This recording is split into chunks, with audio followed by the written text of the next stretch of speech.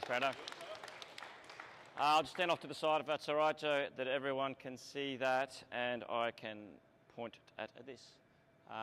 So obviously got a bit of a brief from Brando. We'd like to talk about recovery and what are some of the 1%ers you can use to enhance performance. So I suppose I'd better put this up first because, you know, a new guy comes in, starts talking, and then everyone's like, who's that guy?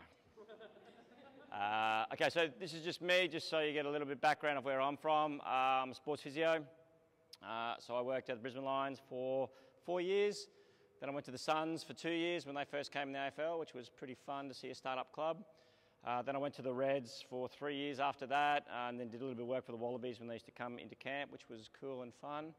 And then I did a little 5-month stint at the Raw late in my career, but I was well and truly finished with working 7 days a week for 6 months of the year, that's for sure, because it's not very conducive to what you'll see in a sec. All right, so that's me. So every now and again you get a photo in the paper, usually when you're dragging off a player. Obviously that's Quaid when he busted his AC quite badly one game. And you definitely get in the paper when you take one of the best players in the game off the field and everyone's like, oh, what's he done? And then cameras try to follow you in the change rooms afterwards and you have to kind of, please stay out. And then you get to massage men's groins for long periods of times, which wears off pretty quickly, as you can imagine. But that's in Cape Town, so it was pretty cool. Got some cool trips out of it, being a sports physio. But this is me now. Because I have 3 small humans that I have to look after now, obviously it's very hard to have those types of jobs where you're working 7 days a week. So really enjoy being a young father, trying to be present for them if I can. But obviously set up Integrated Physio Centre about 6 years ago, and then more recently Recovery Science. So obviously being a sports physio, doing lots of recovery, you're trying to, 1, optimise performance for the athletes, but also 2, minimise injury, because essentially minimising injuries is enhancing performance because you're not sitting on the sidelines. So I suppose for me, if I put together and I think about, all right, what are you trying to do for either yourselves or in your own lives, okay, it's a bit of a priority game. I think those that can prioritise the best will get the best results, okay? All right, and I'm sure we all know the analogy of you've got the big rocks, the pebbles and the sand, and you have to get all of those into the jar. But order does become important, okay? So you have to prioritise. So obviously the big rocks have to go in first, okay? Gravel goes second, sand goes third, because there's always time for coffee or social media or stuffing around. But that's got to be the stuff at the end. So obviously your training is going to be a big part of that, and I will hopefully pose an argument to show that recovery might be at least a big rock or at least one of the pebbles, but it's probably not the sand, as you will see shortly. Okay, so obviously to the same point, you are juggling all these things, family, work, friends, spirit, mental, I suppose is probably the bit you could put in there, which I think you guys think about training all the time, which is good. And health, obviously, and training is part of being healthy. And then obviously I'm going to argue that recovery is probably a thing to throw in there. You're probably going to juggle social media and these types of distractions that we have in our lives, but essentially some of these balls are rubber and some are glass, and if you drop the glass ones, they're going to break, and if they break, they'll never be the same. So you can obviously there's a prioritisation to those and you want to get it right. Obviously work being the one that probably bounces and family probably being one that doesn't. Okay, so you need to juggle them correctly, but okay, even just in this space here, you need to juggle your training, your frequency, intensity, rest days. You know, there's so many little levers you can pull on to get the best out of yourself. And hopefully I will help to give you some more of those today. All right, so how do you win the training game, or just generally the game in life, or, you know, lift Big 10, which I think's, judging by the amount that's in here. Who knows this gentleman? Anyone? Yeah, so, and do you know what he's probably done well in his life? Yeah, investing's worth probably $143 billion, something ridiculous. Obviously, that sounds big, but I'm sure You probably know this human, okay, obviously very good at his sport too, so he's gone a long way in his sport. So how do people get to those areas? How do people get to the top, or how do you get to the top and maximize your performance, I suppose? All right, so you need to keep playing the game, okay? So in training, you want to keep training for long periods of time and be consistent, because over time you will compound those effects in your favor, okay? So you definitely don't want to blow yourself up, okay? So that not only in training, because you don't want to get injured or sick, that puts you out. Obviously, just generally, you don't want to put all your money in some crazy crypto and waste it all, and then you've blown yourself up, and then you've got to go home and tell the missus that you've lost the house. It's probably not good for you, all ends up, okay? So you definitely want to limit getting injured, okay? And I suppose as a physio, my job is to try and not let people get injured, okay? So you try and make good decisions before these things happen, because at the end of the day, consistency beats people who try to bash and crash their way through life, okay? So I'm sure you listen to lots of podcasts and things like that, but it's almost like this 80% rule starting to come out, and it's funnily enough, we discovered that in my job as a physio. We used to go, right, we're going to train hard for, I think we should start out at 6 weeks, and then we'll give them a week of down week, and then we kept training, and guess what? Everyone kept getting injured in that last block. So we went, all right, well, let's do 4 weeks of hard training and a week of relative deload. Everyone was getting injured in that last week. Then we kind of like, all right, let's try 3 weeks of hard training and give them about 10 days to like accommodate before we go again.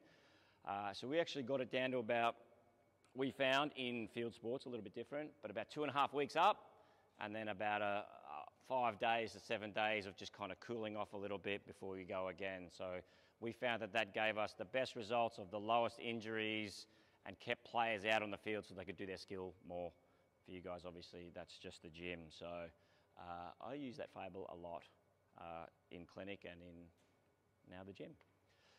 So if we talk about 1%ers, you know, we used to talk about like that in sport too, like players like looking for that little angle, but they really don't do a good job with the 30%ers, okay? And if you can make a bigger change to a 30%er, overall it's going to give you a lot bigger effect than trying to find this little 1%, this magic supplement, horny goat weed or something off to the side, when there's other things that you're not doing well enough, and if you just fix them, you don't even really need that, okay? You know, I suppose if you think about just essentially you and like the hierarchy of life, if you think about how you need these things, so food, does anyone know how long you can go without food? 3 hours. Yeah, wrong group to be asking, but if you had to in a survival setting, it's say a month before you start to go a bit cray-cray. How often do you need water essentially in your life to sustain?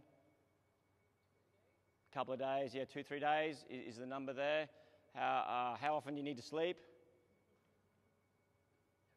Pretty much every day. You're not a real good human, I think, if you miss a night's sleep, and you're probably taking other stuff for that to occur anyway. So you pretty much need to sleep every day. So that's at least once a day, right? So it's actually sleep's more important just about than water, okay?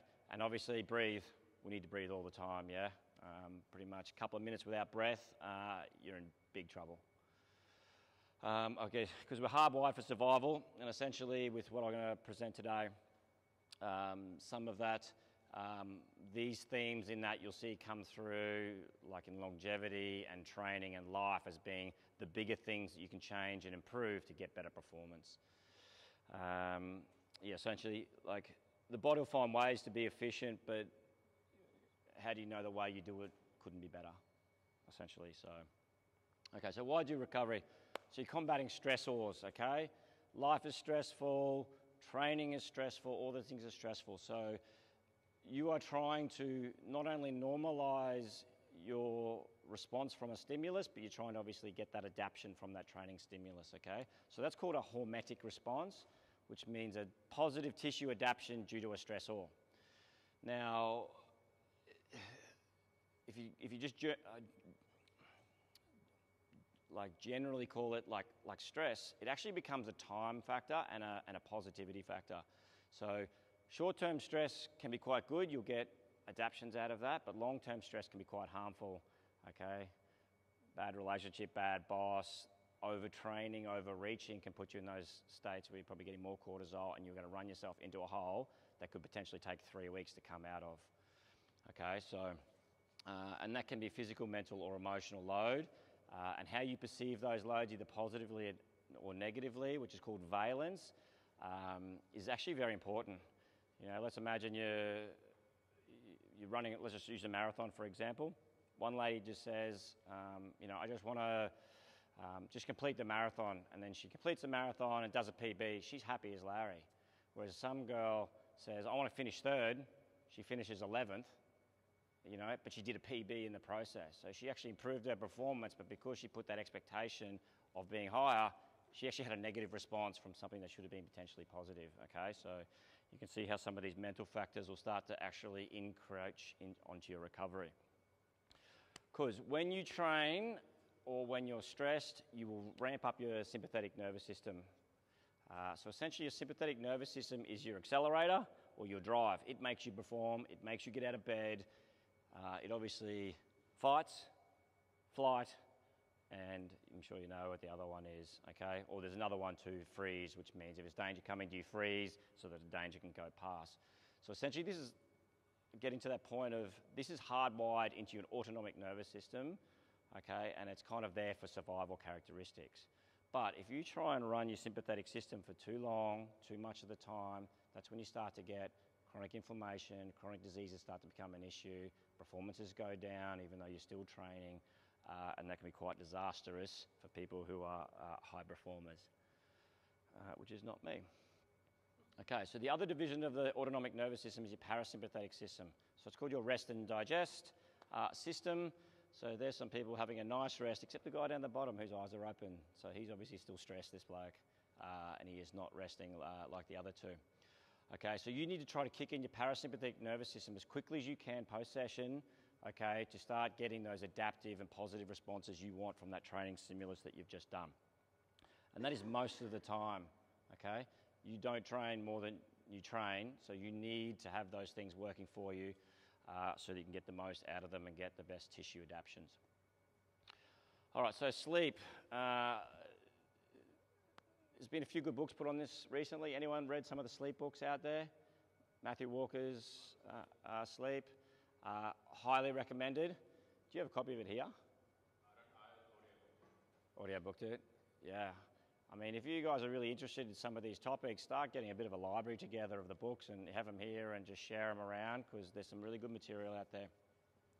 Now, like I said, you're going to sleep a third of your life, okay? So you definitely want to, and it's probably your best recovery tool that you have, okay? Because you're spending 30% of your life doing it. So you definitely want to try to have some tools and strategies how you can do that the best for you. You can't sleep bank. You can't go, I'm just going to sleep heaps during the week and then go out and party on the weekend. You can't really do that, right? You actually want to have really, really consistent go to bed and wake up times. It's really important. They reckon if you need an alarm clock to wake up, you're actually sleep deprived. Okay, so that's how consistent you should be making your body, such that you should be able to wake up at the same time every day naturally.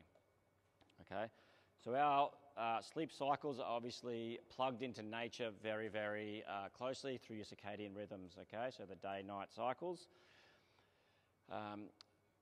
As I'll get to in a minute with the sleep process, it's really important that you as humans go out early in the day and just walk without sunglasses on and get the natural light into your eyes, okay? In all your cells, in all your body are essentially little clocks, okay? So when you go in and you get light into your eyes early in the day, it will measure the percentage of blue light and red light, okay? It'll go, okay, it's morning and it's about this time of year. You then need to go out into the walk nature at the end of the day as well, with no sunnies on, so that you get, again, exposure from light into your eye. It will then have a much higher red light profile than the blue light, and then your body go, oh, okay, it's afternoon. It was this long since this morning. I know that in about 2.5 hours, I need to be going to the bed, okay? So this is obviously all happening automatically. You don't need to think about it, but you can see why consistency for sleeping is the key. Okay, if you start mucking around with it, obviously shift work, FIFO, those things are quite disastrous for your mood, how you feel, and definitely for your recovery. Okay, so in the afternoon, early evening, you definitely want to be dimming lights, okay? You don't want to be stimulating the rods and cones in your eyes and telling your brain that it's daytime, okay? Because then your brain won't start to get into the process where it wants to secrete melatonin for sleep. Talk a little bit more about that in a second. You definitely want to cool your room to about 17 to 22 degrees, okay? So your temperature is really important, is actually the kind of cursor to get you into sleep, okay? So you actually need to drop your core temperature down in order to sleep, okay? So you want to cool the room, but you want to get in under the blankets, okay? And essentially what will happen there is you will get blood flow kind of from your central organs areas out a little bit into your periphery, which drops your core temperature, which then kind of makes you sleepy, and then you fall asleep. And then during that night process, your brain will secrete melatonin. Okay, so while I'm on melatonin, if you stimulate your eyes with blue light too late in the day until just before bed, you will delay your release of melatonin, and that can be up to 3 hours. Okay, and then you can also, it'll reduce the amount of melatonin that you get. So melatonin is really important for the stage 3 and 4 of your non-REM sleep and that REM sleep, which are the high quality, real recovery parts of your sleep, okay? So you can see you need to maximize that hormone as much as possible. Obviously they have supplements that you can get from the chemist and things like that, but you definitely want to try and do it naturally if you can, okay? So you can see why you're dimming your lights and trying to get rid of devices early in the afternoon and start winding yourself down. So you want to create a good sleep process. We'll go through that a little bit.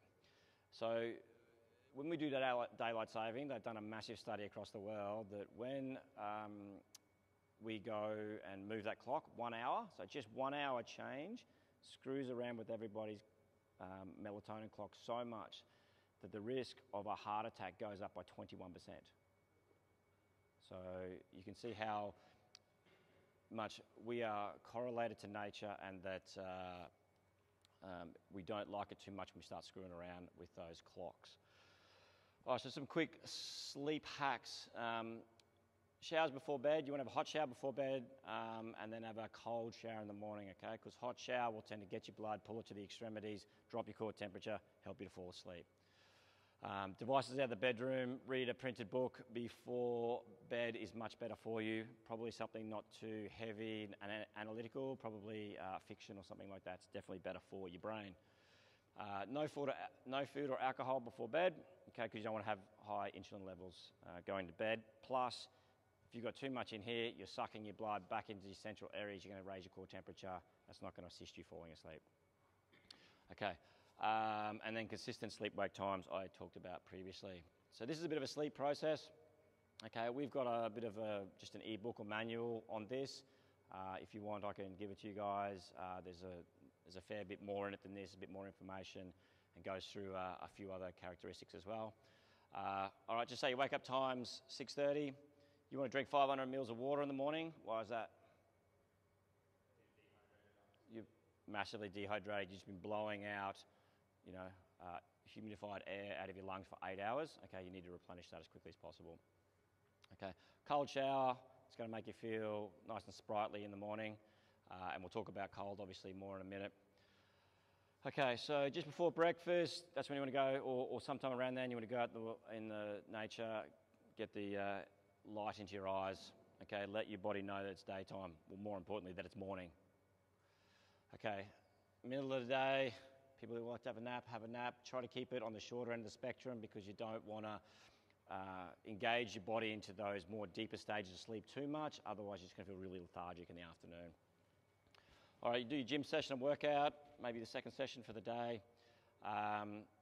Definitely you want to be winding down your analytical brain, okay? So last chance for emails work. Try to turn your phone off, get it into night mode so it's less blue light on the screen, and cool your bedroom down.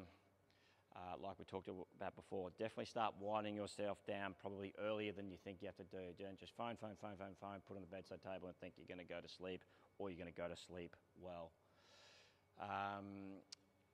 Okay, so some people like to do a to-do list, so that way then you can get all those things that are bugging you a little bit and put it down on paper so it's out of your brain. That's actually really helpful, I believe. Obviously no alcohol, food, turn lights down, we've kind of mentioned those things. paper book. Some people meditate. Brush your teeth good. Oral hygiene's obviously something that feels pretty good. Tape your mouth shut. Anyone do that? Yeah? Like it? Beneficial? Yeah. Okay. Helps snoring, but also, as we'll get to in the breathing part, breathing through your nose is about 18% more efficient or more than breathing through your mouth. Okay, so that's a good thing to do. So let's quickly talk about breathing. 20,000 to 60,000 breaths per day. So you can see that efficiency is the game, because if you're doing that hard, fast, shallow, multiply that by how many days, years you're going to live, okay? That's quite inefficient on your system. There's a correlation between how much you breathe and how quickly you die, okay? So imagine a whale, they breathe real slow. Obviously they're a bigger animal, but they tend to have a lot slower respiration rate than a dog, okay? And a dog doesn't live that long compared to a whale, okay? So you can see a dog panting, it's kind of quite effortful. We'll go through a few strategies to obviously make breathing a little bit more efficient, okay, so that overall you're just helping your system to be more efficient in the long term.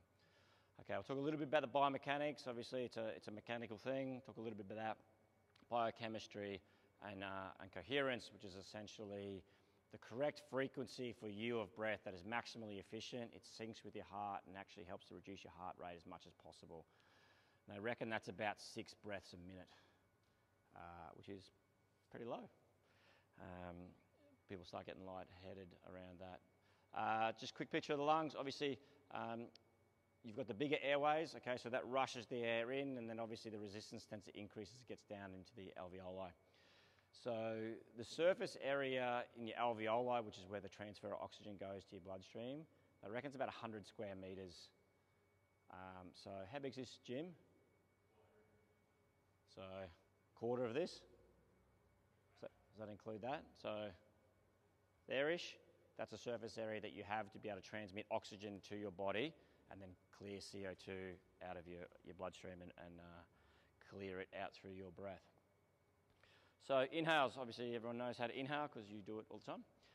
And that's more sympathetically driven, and if you inhale lots, you will tend to drive your sympathetic nervous system more, okay? When you're scared, what do? You suck in, right? Because what tends to happen there, it increases your heart rate, okay? So obviously, you can imagine you suck in more air, so your heart rate wants to go faster to take that oxygen to where you want to be. So either you're going to run or you're going to stay and fight. So that's why it's more of a sympathetic driver, okay? So for people who are anxious, a bit more stressed, they will breathe fast and they'll breathe shallow.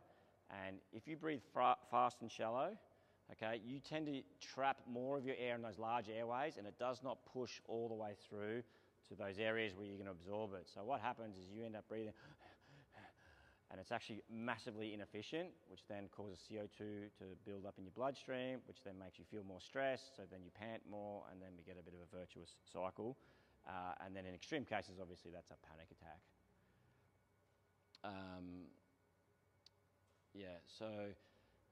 There's a technique called a double inhale with a long exhale, and that's probably one of the quickest and easiest things you can do to change your state. Obviously, with a big inspiration and then a little bit more, you suck in a bit more, and long exhale tends to clear lots of CO2 from the body. It will change how you feel. And have you ever noticed that if you cry, when you cry and you go, and then you, if anyone, okay, maybe not.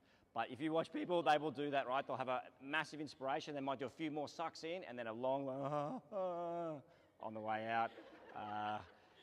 Not something to be practiced at home, but essentially there's lots of people using this breathing technique in and around their training to maximize performance, change their mood, and actually help mental clarity. Okay, so you don't use it for crying, we're going to use it for performance. Exhales. This is more the parasympathetic side of the equation, and if you go long with your exhale, especially compared to your inhale, it's way, way more relaxing, okay?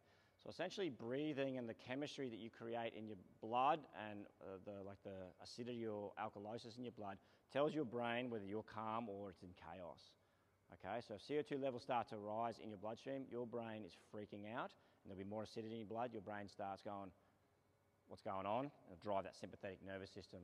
And obviously people are a bit more anxious, they have that system driving a little bit more, but I would suggest that we need to try to pull our system into the sympathetic nervous system, and breathing slower, particularly in the exhales, can be quite beneficial for you. Plus you'll use less of your heartbeats up and you will have greater longevity effects as a result. It also slows your heart rate and reduces your blood pressure.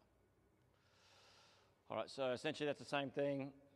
We use the slow breathing to manage our stress response, decrease anxiety, reduce fear, reduce your brain being too overactive, massively better for cardiovascular efficiency, and it slows your heart rate down. Okay, so nasal breathing, like I said before, when you breathe through your nose and you breathe slow, you have a 18% more ability to exchange oxygen and take it from your alveoli and throw it into your bloodstream so that your body then can use for work. Okay, so 18%, it's pretty good. It's better than the 1%er. Okay, so that's huge. And why your nose is also important, it was put there for a reason. Mine's a bit large and got a big lump in the middle. Too much boxing. Warms the air, humidifies the air. It is a bit of a filter, but more importantly, actually slows the air down. And speed of air going in here is actually how far you can push it into those basal areas of your lungs, which have the greater surface area to be able to exchange oxygen and get rid of CO2, okay?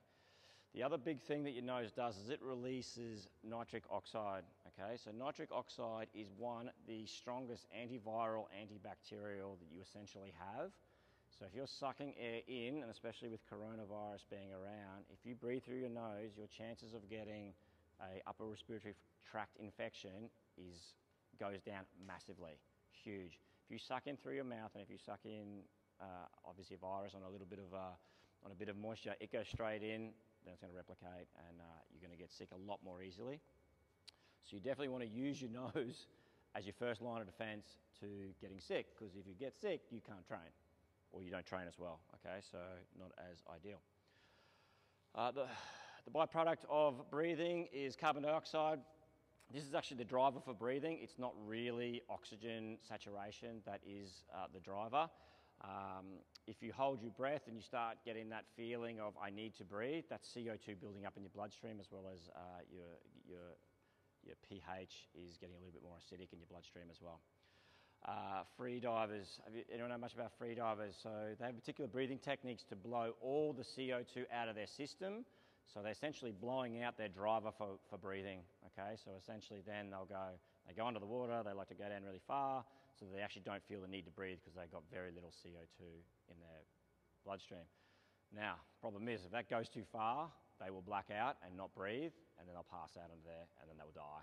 That's why there's such a high mortality rate in that sport. It's pretty severe, but I think you're in that sport if you've kind of got that tendency a little bit more to want to be an adrenaline junkie. We'll do these kind of two tests a little bit later. So there's the carbon dioxide discard rate, which is essentially a measure of your CO2 tolerance. Anybody does these tests regularly, or no? Is this too much like sciencey stuff for this group? Yeah. If it is, just say dumb it down or science it up, please. And then the BOLT test is your body oxygen. What does it stand for you? Body oxygen, I can't even remember. Oxygen advantage, anyway. So essentially, with that, you just do normal breathing, and then at that controlled pause at the bottom of your expiration, you just stop breathing. You don't hold your breath, and you just see how long it takes, and you time how long it takes for you to feel like you want to take a breath in again. Now, the next breath has to be a normal breath. It can't be a okay, so essentially that's getting a measure on your body's ability to tolerate CO2 in your bloodstream. Now, training improves that. Doing various breathing techniques helps to improve that, as we'll talk about in just a second. So the Oxygen Advantage program recommends that you do this every morning, okay, as a measure of how your recovery is, how we're going, okay? And you can make changes to that pretty quickly. I must admit, when I first started, I was like 25 seconds, and pretty quickly you can nudge it up to around like 40 seconds with a bit of training, because I don't get any time to train because being a dad is very time consuming. Breathing gears, okay, so think about this in relation to your training as well, okay?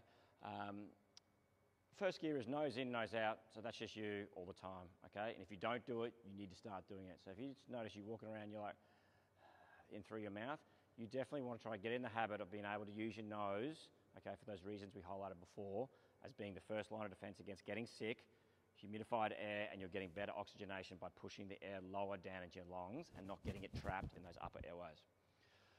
Okay, nose in, nose out, but it's active, right? So you might be going for a jog, you know, probably a warm-up for you guys, something like that, okay? Low intense aerobic exercise.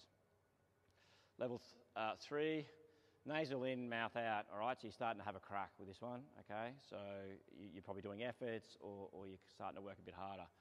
Now, mouth in, mouth out, like that's anaerobic, right? So you've had a massive crack and you're saying, now you can't stay there long, obviously, because one, you're anaerobic, okay? So, and because you're sucking in the air so quickly and blowing it out quickly, it's all getting trapped in your large airways anyway, so you're actually not getting it pushed into there.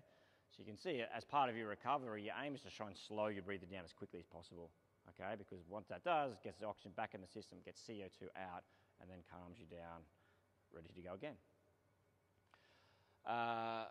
And coherence, there's a fair bit in this, but I'll just leave that to, we need to breathe a lot slower than what we are, chances are, okay? So there's lots of work out there in the sphere about trying to slow your breathing down. And then 6 breaths per minute being about the level you want to be able to get to. All right, some techniques. So before, we talked about the CO2 tolerance test and the bolt. Do you want to do them? Yeah? Do you have a stopwatch, or do you want me to crudely? Yeah, do you want a phone? Just come up and phone and count. Okay, so CO2 tolerance test. Okay, so I'll just explain it first and then we'll go through it. And then you'll be able to hear the times, you'll be able to get a measure. These tests are kind of best to do early in the morning, okay, when you're a little bit more calmed and haven't started. So with this, we're going to do 4 really nice big breath in, then relax it out. Big breath in, relax out, big breath in, relax out. So 4. Then 1 more in, okay. Then at the top of that breath, you have to, as slowly as you can, release air from your lungs, okay? You're not allowed to hold your breath, the test's over, okay, because you better hold your breath for a lot longer. So you just have to move air out of your lungs, and we're going to time how long it takes you to clear your lungs, okay? But don't hold your breath. Now, when your air stops moving out, you're finished. If you get that hic in your diaphragm, you're done. If you swallow, you're done. Does that make sense? That's essentially your body's reaction, like, breathe please, okay? It's your body's just trying to kick in, which means your body doesn't like tolerating CO2 too much. Do you want me to do a demo first to show how it's done? That's probably good. I would love that. Because I got confused a little bit. You did? Sorry? I got a little confused. So, it's 4 breaths in. 4 big breaths in. I'll time you. There we go. Okay, so big breath in and out.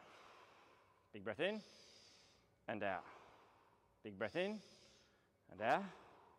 Big breath in, out. This is a big breath in. Now slow out. Slow move. Keep that air very slowly moving out. And you tell me when your air is ceasing to move outside. 10, 11, 12, 13, 14, 15. Yep. There you go. That's shit. 17 seconds. All right. That's good. Now, there's a fairer learning effect you can do with this as well. As you breathe in, I'll give you the cheat straight up, but only because the cheat is breathing more efficiently, which you'd learn if you did it more. So I'm just going to fast track your learning for you a little bit. Obviously, when you breathe in deep, okay, these lower parts of your lungs are going to expand out. Your diaphragm's going to push down. Now, your diaphragm has to work to push down, and it's actually going to relax to come back up. So it just wants to relax back with its elastic potential quickly.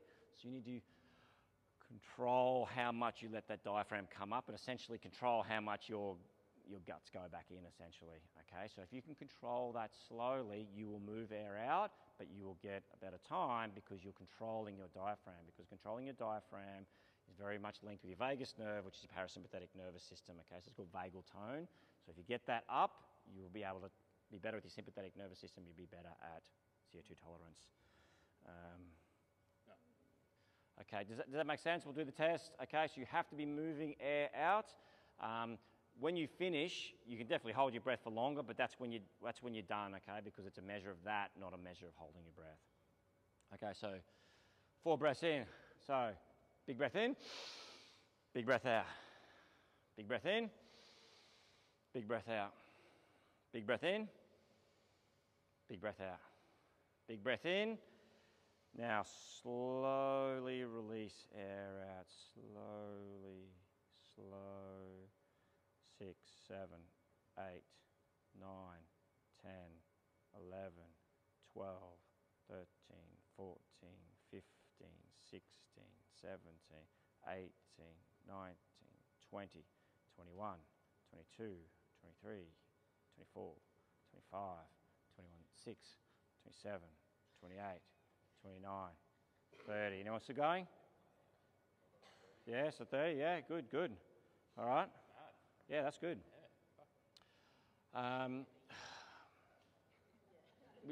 We can do the bolt. Do you want to do the bolt as well? Yeah, it's body oxygen level test. Body oxygen level test, that's right. Okay, so this is from the Oxygen Advantage, the bolt test. It's kind of along the similar veins. Now with this one, you're supposed to do normal breathing for 5 minutes before, but we'll just do normal breaths, okay? And we'll just try to get timing with each other.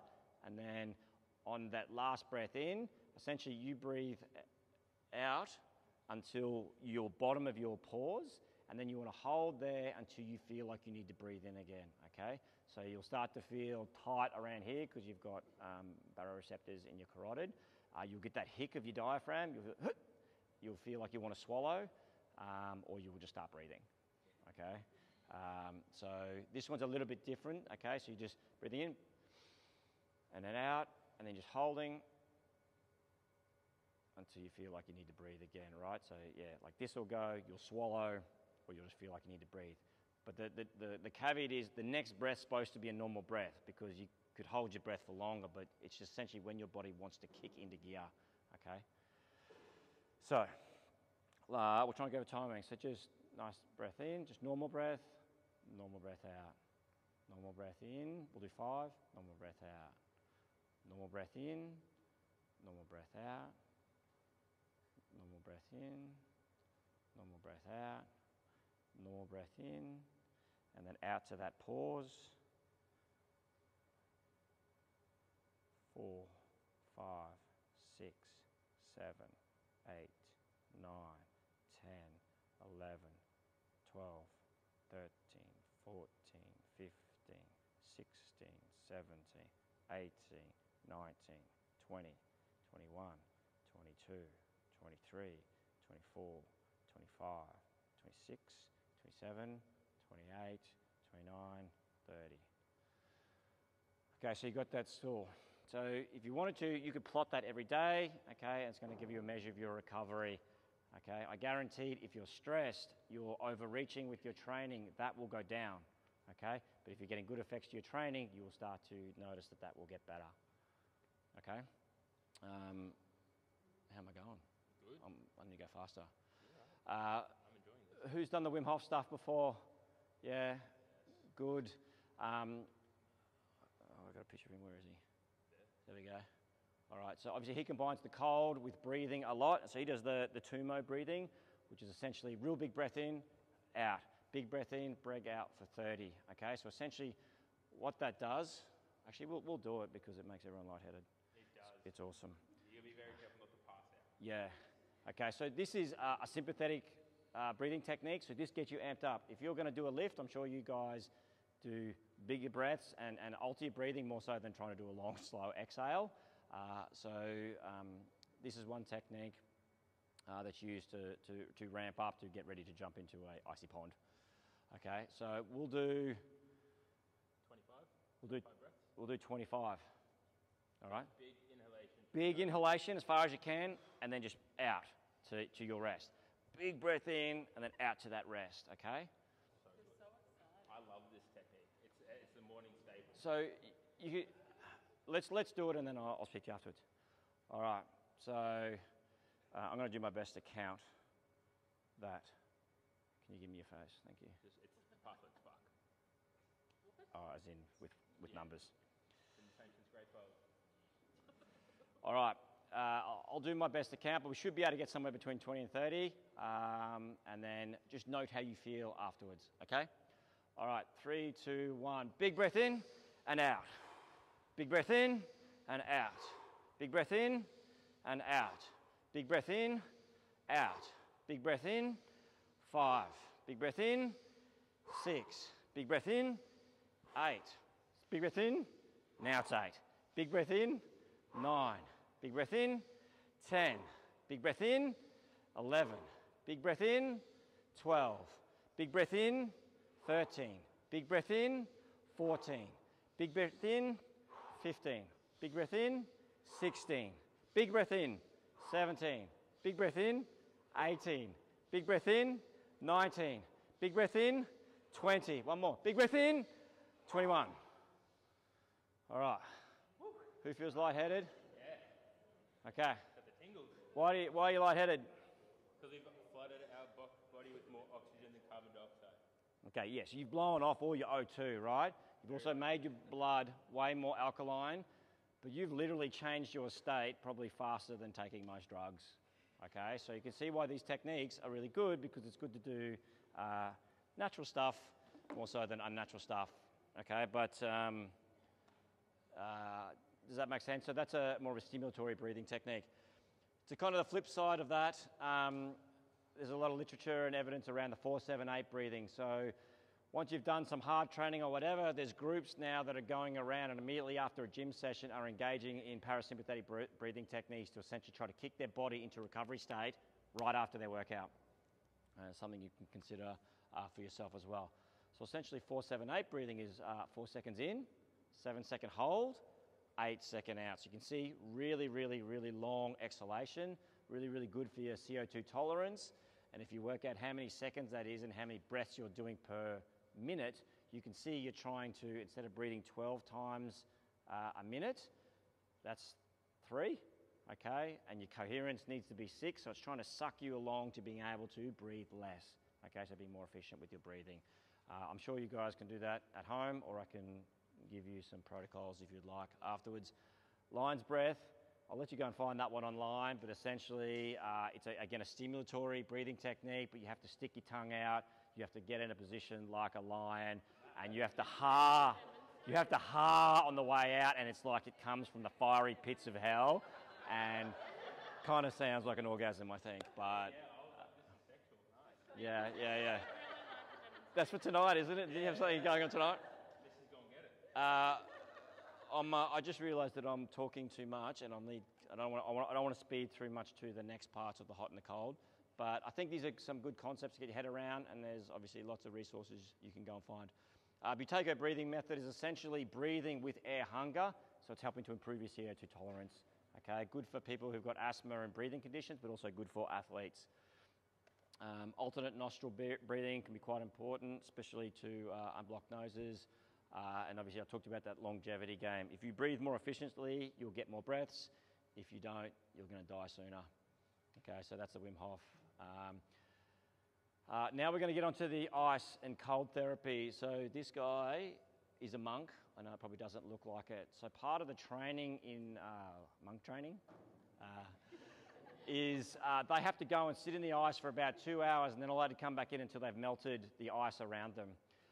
So with that Tumo breathing technique and obviously with relaxation, you can actually increase your core body temperature quite a lot. And these guys do it to melt their ice around them. And as you'll see, giving yourself cold water exposure is actually really physiologically beneficial to you as a 1, human, and 2, as an athlete. Okay, but if you want to go and sit and melt some ice around your butt cheeks, go for it. Okay, so obviously at Recovery Science we have ice baths. That's the cold one, and the hot one's over in the pass in the back there. Does accelerate your recovery, but a lot of these modalities are very, they're important to match with the type of training you're doing, which I'll get through in a second. because some of it is not desired for you guys, particularly after strength sessions. But I might just get to the next one, okay? So as you sit in cold, okay, it has a really strong anti-inflammatory effect on your body. Now, one thing we do know with chronic diseases, you have chronic inflammation, and chronic inflammation and chronic diseases tend to lead to cancer, okay? So the more things you can be doing to anti-inflammatory yourself, because life is quite inflammatory as it is, good things to be doing. Ice baths is one of those things. So for you as a human, getting regular exposure or exposure to cold is actually really important for you to get hormetic responses for you as a body. You know, when we're Neanderthals and we're running around the plains out there, okay, it was hot and it was cold, and our bodies had to learn to be adaptive to that. Look what happens to us now. If we're hot, we put a fan on or we go and stand in the air conditioning. If we're cold, we go and throw a jumper on. So we are making our bodies way less resilient due to the hubris of modern society, okay? So we're much less resilient, we're much less able to fight off chronic diseases, as you can see by what's happening to us. But these are kind of important things to consider, even under the hat of you guys being athletes and training. Being in the water is a good thing, okay? So one, there's a concept called biophilia, which means it's a natural affinity for humans to want to be in open air, trees, water, fresh air, stand on top of a mountain. How much better do you feel if you've gone for a bushwalk or a walk next to the river than you have if you go through a walk through the city, okay? It feels different, okay? And that's actually plugged into nature and plugged into you, because we should be out there more than we are in here. So you want to knock a few panels maybe through the roof, make this like a Venice Beach outdoor gym. And you get some hydrostatic effects from the water. So essentially the deeper you are in the water, there's more pressure. So it is pushing your circulation back proximally. So you're pushing circulation, metabolites, lymphatics material all the way back to your heart. So these are all beneficial things. Some of the biochemistry, I suppose, or the physiological responses to cold is that it converts your white fat to brown fat. Does anyone know what that is and means? Okay, so in your white fat, you have fat just sitting in cells. Okay, brown fat is tissue when you look at it under a microscope. So babies have lots of brown fat, okay? So it's fat with heaps of mitochondria in there. And essentially, it's your furnace, okay? Because mitochondria create energy, and when they do that, it spills off heat, okay? So in babies, they don't thermoregulate very well, so they have heaps of brown fat. And essentially, any fat, they can just grab it, suck it into the mitochondria, make ATP, and spill off heat, keeps them warm. You guys are no different. And brown fat's better than white fat, okay, because it's got some really good benefits into your immune function and your immune system as well, plus you burn fat. Yay. Now that's actually administered through the norepinephrine system, okay, so it's both a neurotransmitter and a hormone, okay, so that in your bloodstream helps to go and grab your white fat and turn it into brown fat, so it says, hey, can we get some more mitochondria over here, because we need to burn this to keep this human warm, okay, so that's why you go in the cold, so that you get that response. And you can see by taking that away from our bodies and not doing that on a regular basis, you're losing that response, and we just get shitty white fat all the time. Epinephrine, okay, so that's really good in your brain. It's great for your mood, it's great for attention, focus, and it makes you feel good. Anyone ice bath with us? Yeah? Do you feel invigorated afterwards or not? Yeah, you do, right? Like it tells you, your body's saying, thank you, I like that, please do that to me, okay? If it didn't like it, you wouldn't get that response, okay?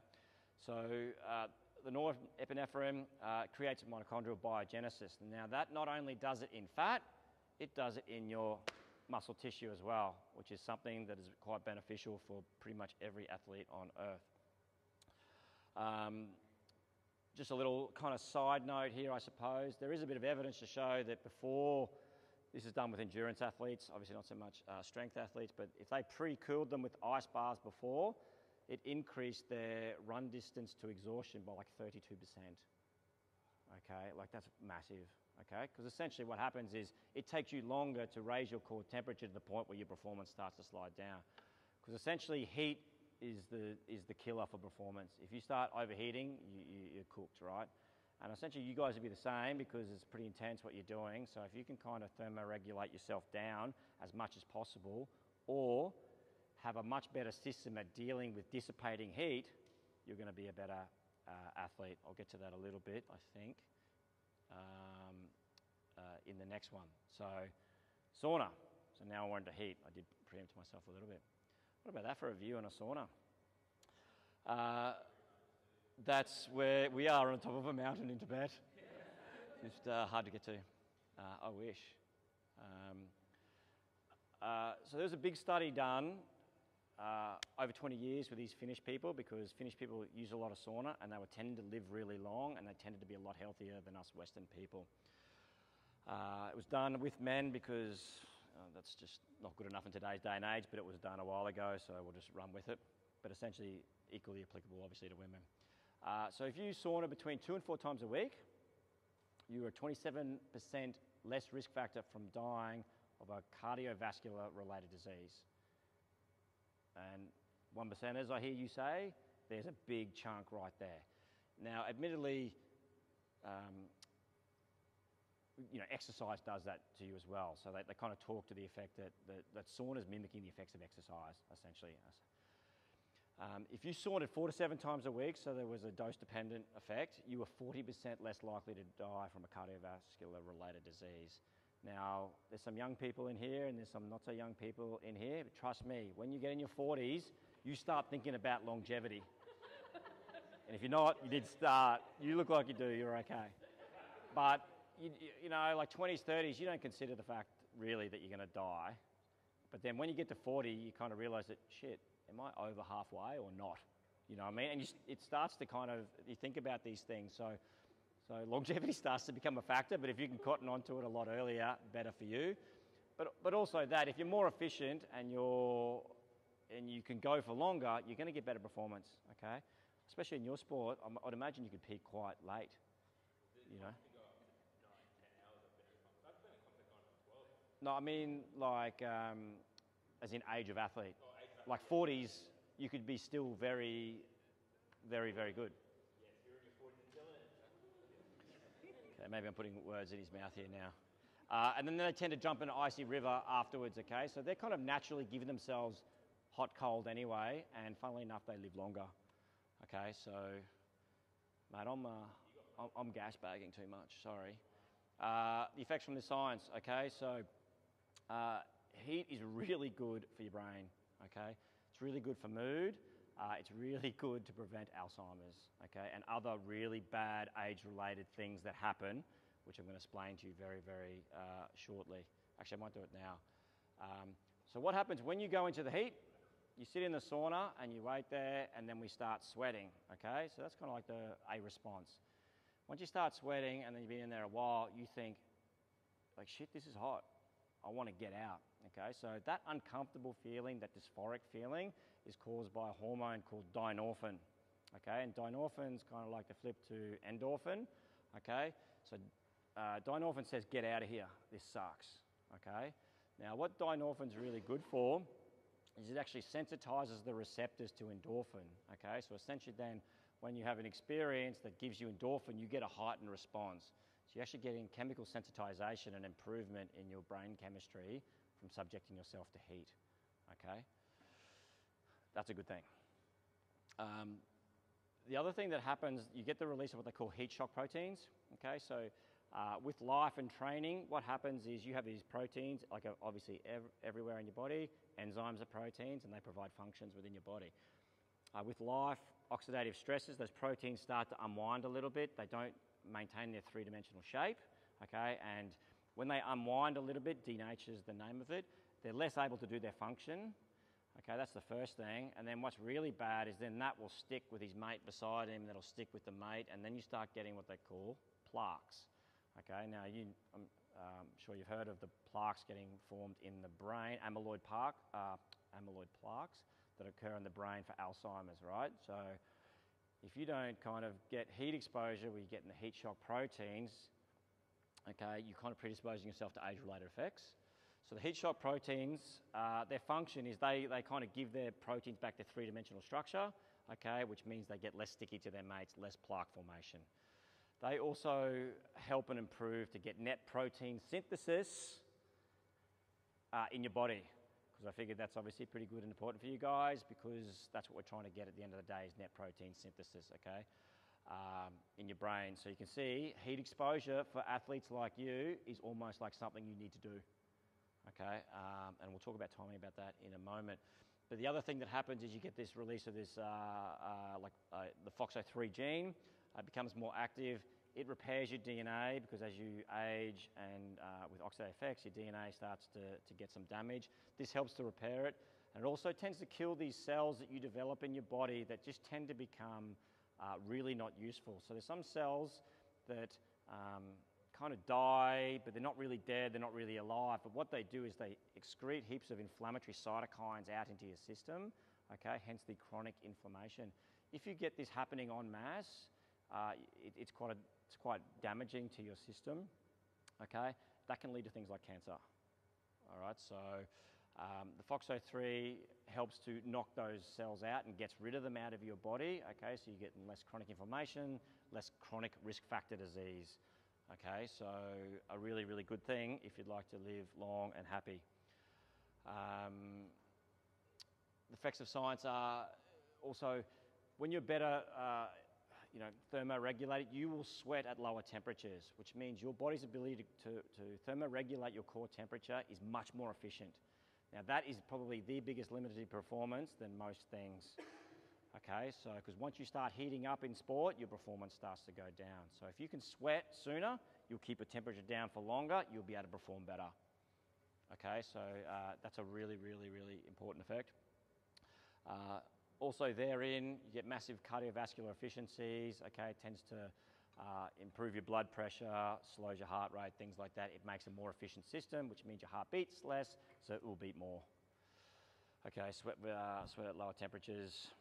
I think I covered off everything there. Just some studies for athletes. This one was done with runners. They saunaed 2 times a week.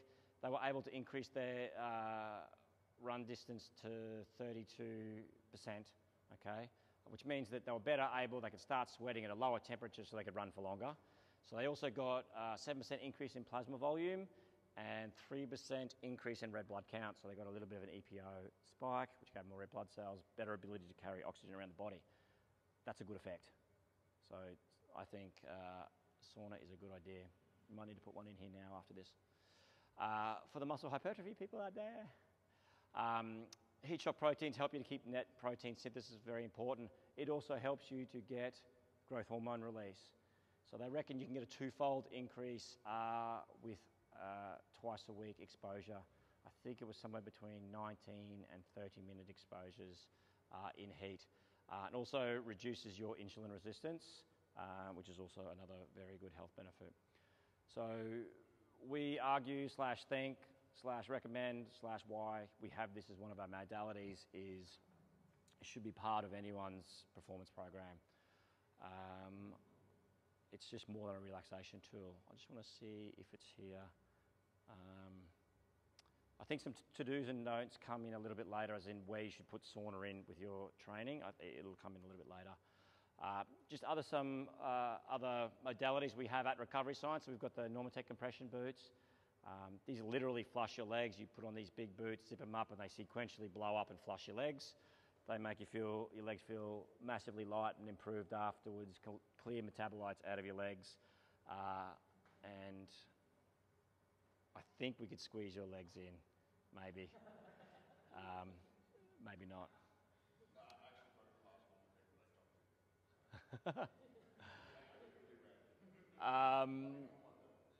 So we got the Thera Guns as well. You guys probably have your own Thera Guns by now. Good. It's an inhibitory vibration technique or percussive therapy to help release your tight spots and release them so that you can perform better. Yeah, essentially, I think some of their claims that Thera Gun are a little bit of a long shot, a little bit of a long bow, improves sleep, yeah, relieve soreness, but definitely a good inhibitory thing. We use them in the clinic and people have got them.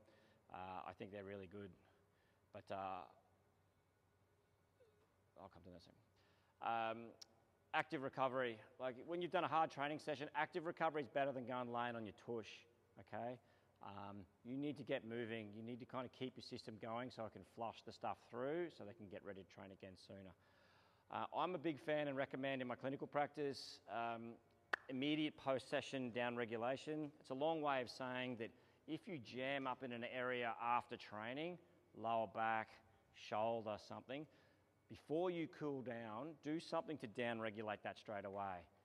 You've kind of done something to up-regulate it, right? And we know it's going to jam up on you a little bit, so do something to down-regulate it. Trigger point, Thera Guns, something like that, before you cool down. I guarantee you'll pull up better the next day. So you're kind of getting your body a little bit in front of having to loosen itself up all the time. So a little bit like the protein window straight after a workout, I think your body requires something to bring it back down as quickly as possible. Foam roll, trigger. I think hitting some of those key spots is good, and then maybe a bit of a stretch, although stretching I think is less effective just by itself. Could you start adding in like very deloaded, extended range of motion stuff? Also good. Or do you have that on like a rest day? You could do that, but I'd say after the session, do something. To like, you know, if you jack up on your back, if you do nothing, your back's going to be jacked 4, 6 hours afterwards or the next day. Do something there such that you don't get this one. For me, makes a lot more sense. So you're going to get trigger points within muscles, so you've got to do something to get rid of the trigger point. You can't really stretch a trigger point out because you just tend to stretch the tissue around where the trigger point is. So do something to get rid of that knot, which is what I do at work. The Thera Gun can do, trigger balls, whatever. And then you could do some movement-y stuff. For me, would be a nice combo, definitely. And I always say, if you're going to stretch, trigger first, then stretch, because you'll get way better bang for your buck. You know, you need more recovery if you don't plan your training well. If you're load managing yourself quite well, your recovery should be part of making you a better athlete because of longevity and all these other improvements. But if you're smashing and crashing a bit too much, you're just chasing tail a little bit. You know, you definitely want to be doing that, but you've got to cool off. Do that and cool off. And obviously you want to time that for if you've got a comp. So load management for me is the key, because injuries always occur when there's too much, but preceded by not enough. That's how people get injured in virtually any and every situation. You know, movement's good. So to your point, movement's good. Water's very good because of the biophilia concepts. When I was at the Reds, obviously they bash and crash. They do lots of gym as well. We had these 2 guys that were given leave from doing recovery sessions on a Sunday because they went spearfishing. And they bounced in on Monday and felt $1 million. So they not only, if you think about what's happening there, they wanted to go spearfishing. They're in the water, okay? They're relaxing. They're doing breathing essentially by breath holds and breathing techniques in water, in nature. So they ticked every box you could do for doing that. And like their recovery, to be honest, even though they would go and do ice baths with the team, they'd be like, oh yeah, I feel good. These guys always felt better. And we did toy around with ideas about doing that, but too many guys with spear guns was probably going to be a dangerous idea. But you can see how some of those other concepts we were talking about before, if you pull them together, you get good results. All right, so when to do recovery? Look, it depends on the modality and the time, which I'm sure you're starting to think about some of these things now. Post-workout, I like the post-workout down regulation. It just gives you great bang for your buck. If you didn't do any more mobility work and just did that, that would still be better than trying to find half an hour during the middle of the week to stretch your body out because you're feeling jacked and tight. Yeah, so post-field session versus gym, there's some quite differences that we'd probably recommend from recovery strategies there. And there's some benefits to show cold before training can improve the time you get to exhaustion, essentially. Helps to improve performance. Let me just go there. Has anyone read or heard about that research of palmar cooling? So, yeah.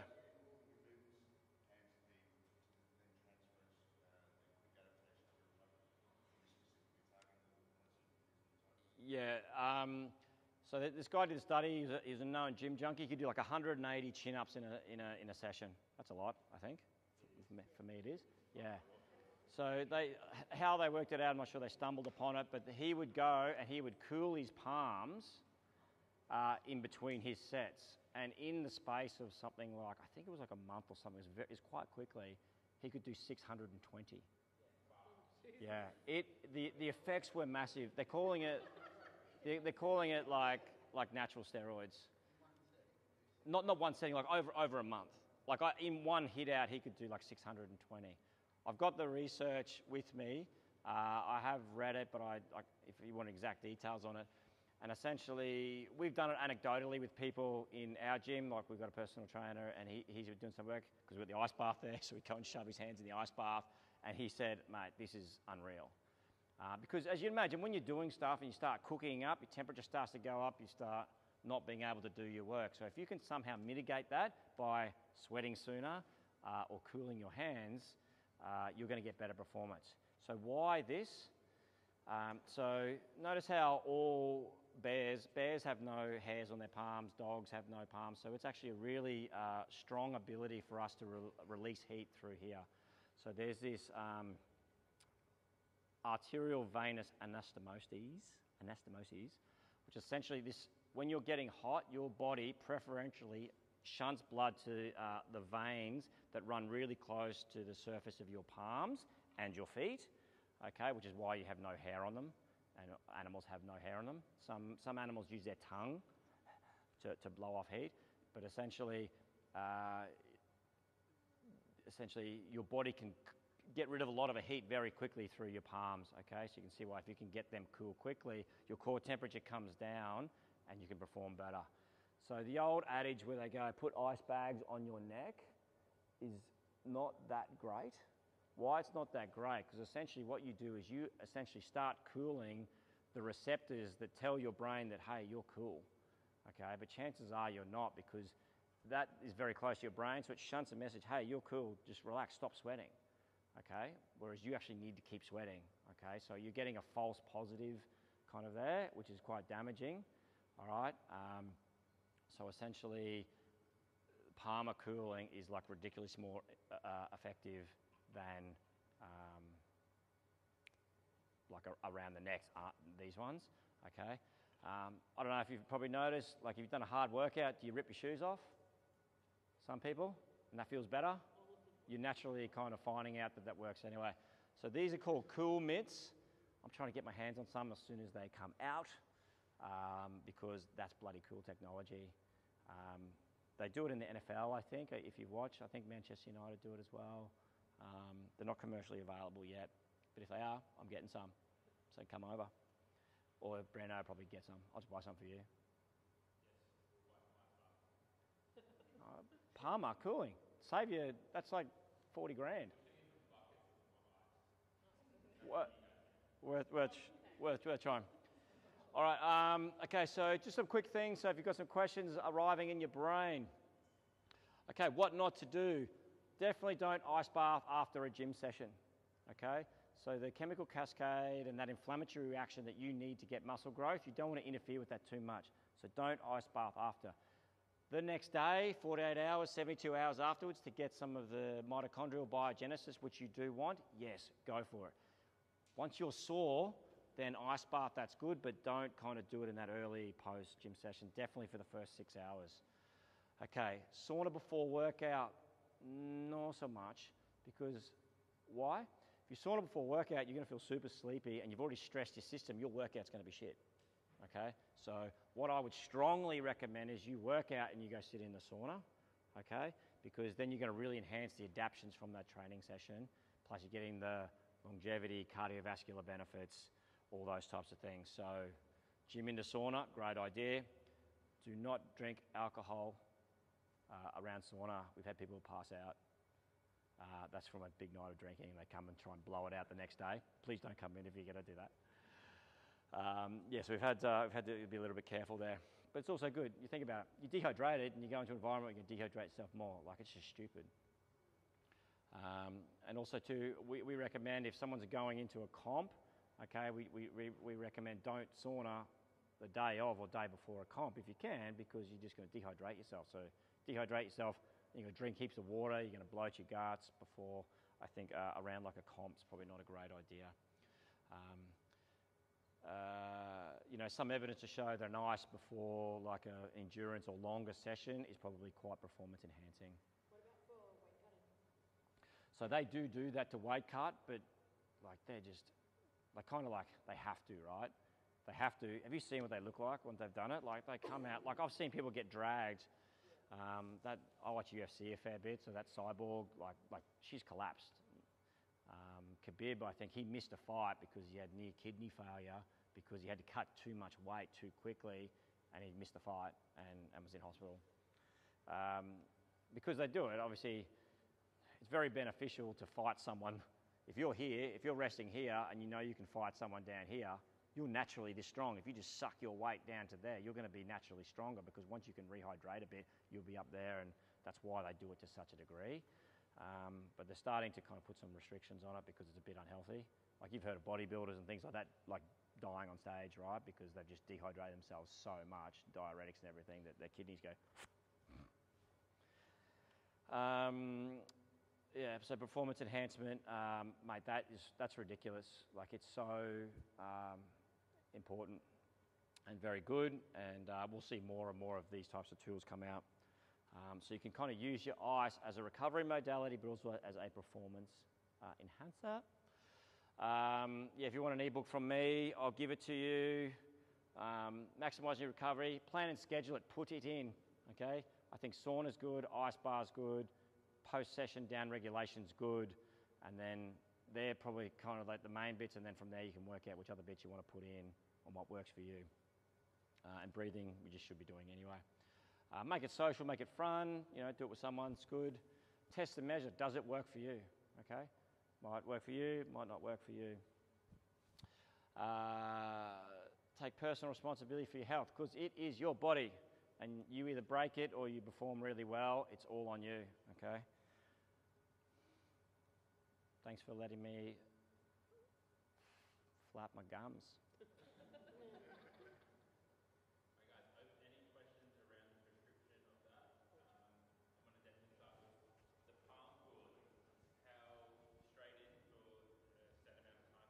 I knew you were going to ask that, and I'm underprepared.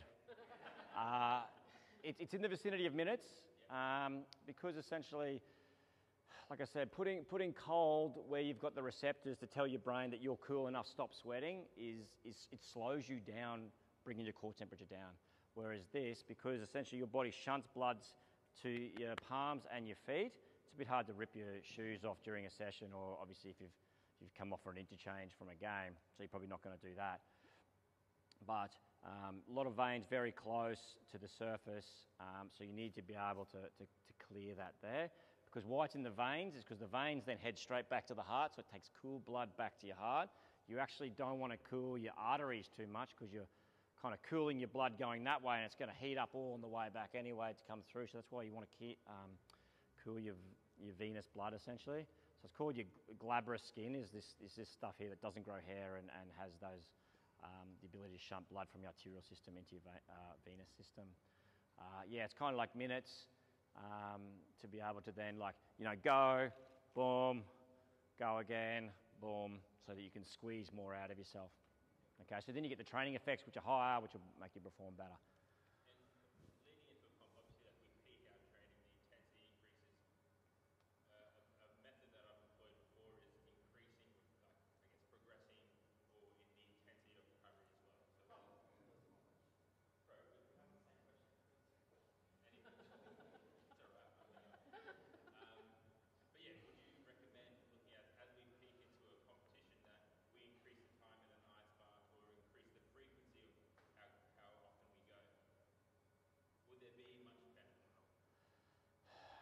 I think you've got two things, right? Like you've got a basal all the time thing, and then you've got like your training thing, because if you're training, you probably want to be doing some recovery, but you probably want to match that to the amount you're training. I would say that's fair, that's reasonable.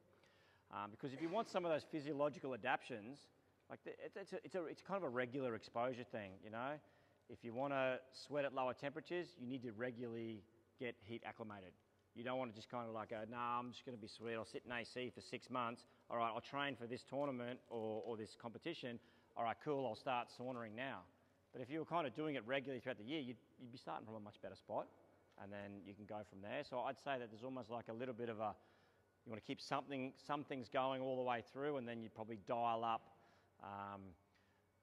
I think sauna's good, obviously, because you guys are trying to get tissue adaptions, you know, muscle growth hormone. Sauna helps you to secrete growth hormone. That's a win.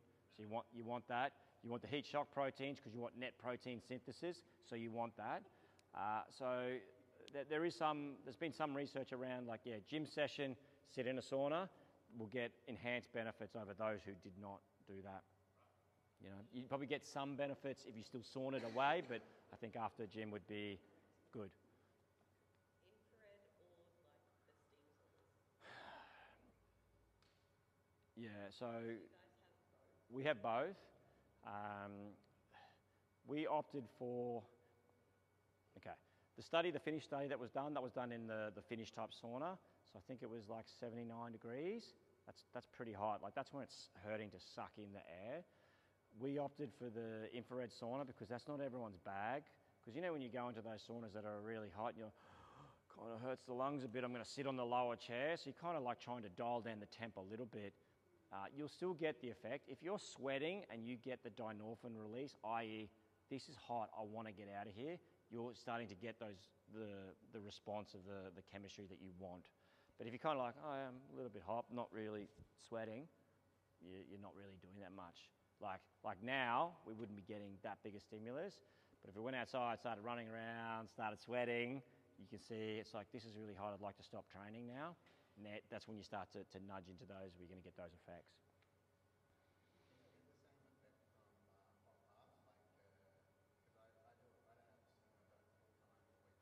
Yeah, yep. Sweat, yeah, think about that. Like, sweat's your body saying, you're heating up, I need to cool you down. Yeah, so that's kind of what you're looking for. And then you might look to be 2 minutes, then it might be 3 minutes, you know what I mean? And try to nudge up your tolerance such that your body gets more efficient at being able to thermoregulate. Especially all you guys and girls, you got a bit more muscle than less, you know what I mean? Like, that's really important for you guys. You're probably going to heat up quick. I am skin bean, so I'll probably cool quite well. Like, everyone goes, oh man, summers suck. I go, summer's sweet, like I feel fine. But I'm sure some of the bigger guys go, like, summer's like a bit rough, you know what I mean? I saw you lying on the floor over there. Back.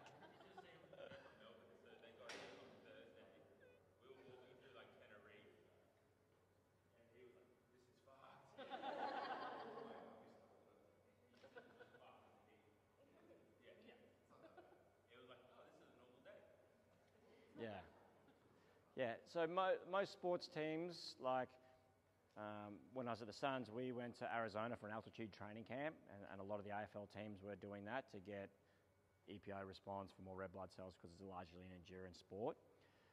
Now teams are going to hot places, so they're doing heat acclimation training over doing altitude training now because of all this type of research. The effects are awesome. And that's when you see when cold teams come up play hot teams. If it's a hot team, a hot day, hot teams like smoke them. You know, like they don't want to be there. But then, like our teams tend to go down there in Melbourne when it's cold and wet. Like we don't want to be there. And then we just get pantsed. You know, it's kind of just a temperature effect.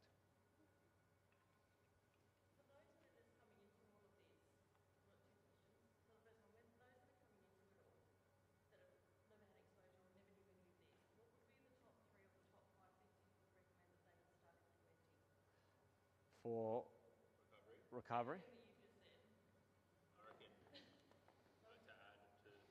where would I start? Sleep. Breathing, nutrition, water. Yeah. Nail those. Yeah, so I left nutrition alone because it's a beast on its own, obviously, but like the quality of fuel that's going in there is going to be the quality of energy you get back. So like to that rock and the pebbles and the sand question, like you're just trying to get the big rocks in there first and then be like, cool, all right, what do I need next? Okay, well, I need maybe this pebble and this pebble. I think definitely to Brando's point, they're the big things. What do you, like to the hierarchy of life, what do you need most? I breathe all the time, so I want to do that as efficiently as possible. Cool, want to do something there. I got to sleep every day. I definitely want to do that well. And there's my recovery. A lot of my recovery is in my sleep, so cool, I'm getting that box ticked, cool, like that. Pretty much going to eat every day, so I want to make sure that's pretty good, okay? Then obviously you want to make sure you're hydrated, okay? So like they're probably the big items first. If you're 10% dehydrated, your performance will drop by 20 to 30%. Okay, so essentially going in any comp or anything, you can do what they call USG, but essentially if you go to the toilet, you look at the color of your wee-wee, and if it's less, like imagine like a pale straw color, if it's any more than that, like you're starting to head towards more dehydrated, and the darker it goes from there, the worse you are, okay? So you definitely want to be down at that more hydrated end, okay?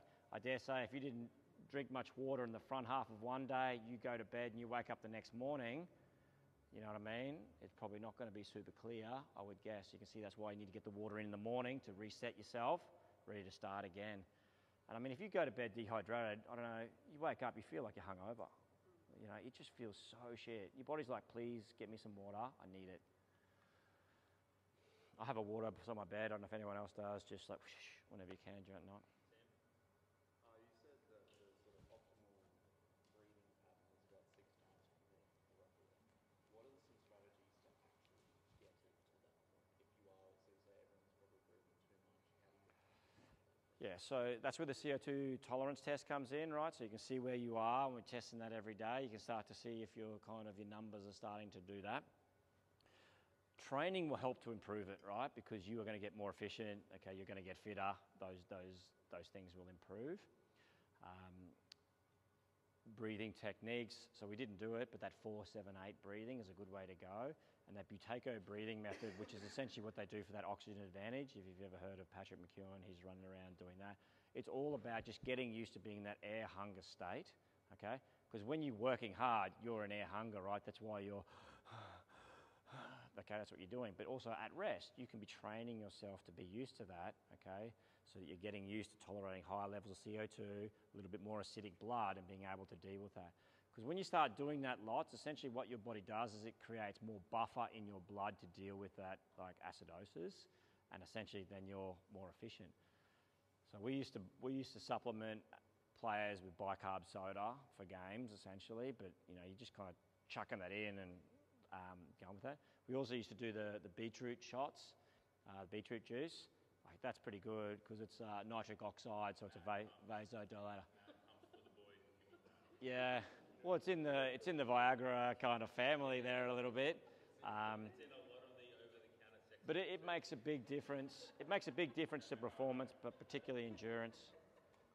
Those things again, but I put them in like that's the 1% off the side. But if you can train yourself over here better, like you'll smash the just taking that. Like if you're really good, then you can maybe throw that in. I think. Hence the like kind of working on those 30%ers more and getting that as good as you can. Then you can throw the other bits in around as you want. Because you could have a really big catalogue. You know what I mean?